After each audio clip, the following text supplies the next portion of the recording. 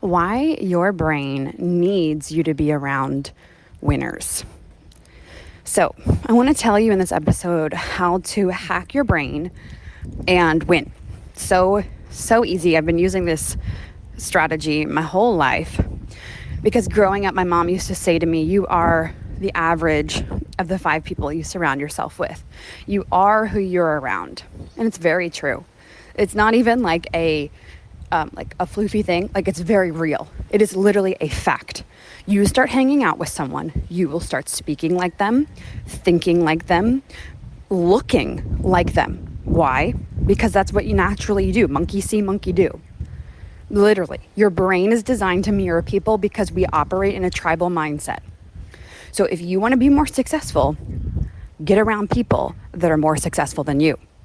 And this is why, for example, our clients inside of the mastermind, the headquarters, private coaching, they win more than the average person because we're not having conversations like, oh, 10K months is hard. We're having conversations like, what would it really look like for you to go to $1 million a month?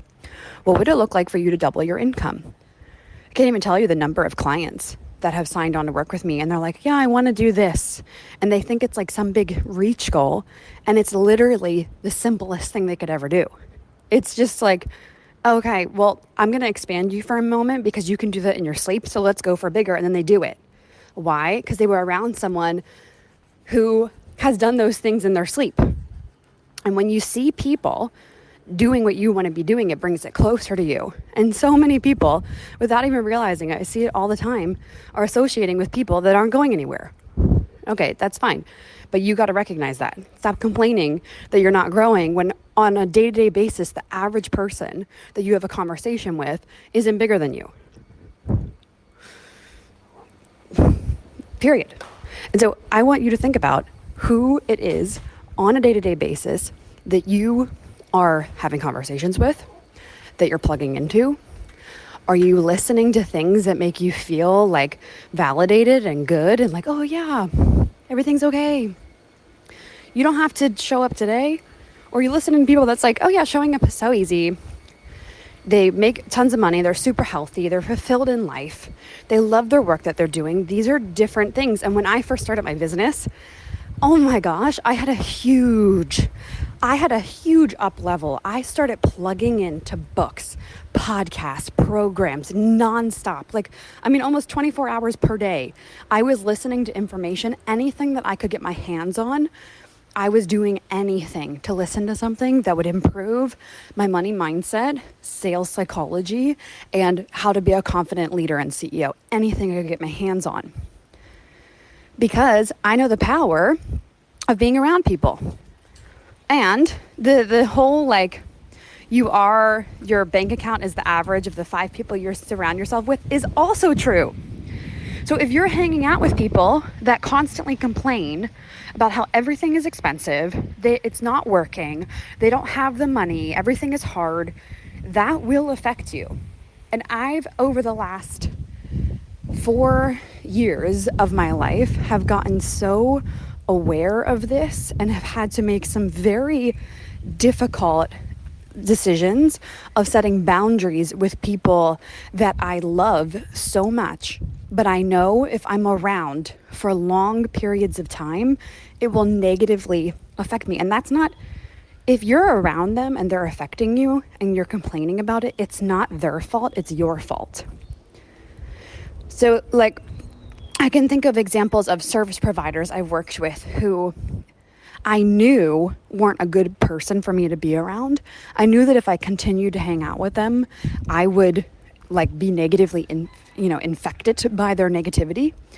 And for some people, I associated myself with for too long because I didn't want to end the relationship. I didn't want to I was people pleasing. I felt bad. I thought maybe it's not that bad. But every time I hung out with them, I would feel like, oh, they're so negative. And gosh, it's constantly complaining versus let's get it, let's go.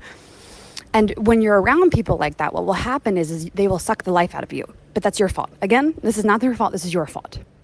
Because if you know that you should not be talking to that person and you continue to talk to that person, then that's a you problem, not a them problem. And so on the flip side of this, when you're around people that are doing more than you, here's something really amazing that happens, and this is why I'm doing the conference. When you're around people, so let's say like this as an example, the podcast you're listening to right now, hi.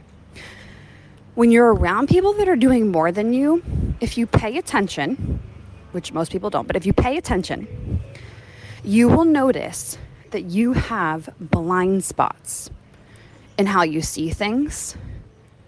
You'll have little gaps in how they're moving versus how you move. You'll be able to look at things and go, oh, you see it this way, but I see it this way. And all I need to do is take on your glasses and see the world through how you're seeing it. This is why I don't ask strategy questions to my mentors, and I never have. I have one long-term private mentor that I've worked with for a while, and I've hired a couple people off here and there, people that I worked with in the past. Very rarely ask them ever strategy questions. Why? Strategy is so simple. Strategy is right in front of you. Look, it's right there. Everyone's showing you the how. So then what's the problem? You see it differently than them.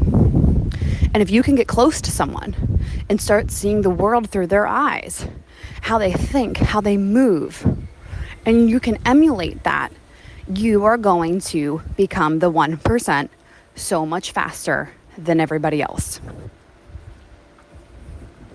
Period. That's it. But people don't realize that. And so there have been really hard times in my life where I've had to say goodbye to certain people, or I've just set boundaries with people. Hey, like, I don't want to talk in this capacity anymore. Even with my family, I've set certain boundaries. I still love them.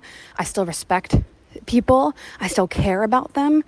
But at the end of the day, you've got to protect yourself. Otherwise, it will suck the life out of you. But again, that's your fault. You're not a victim.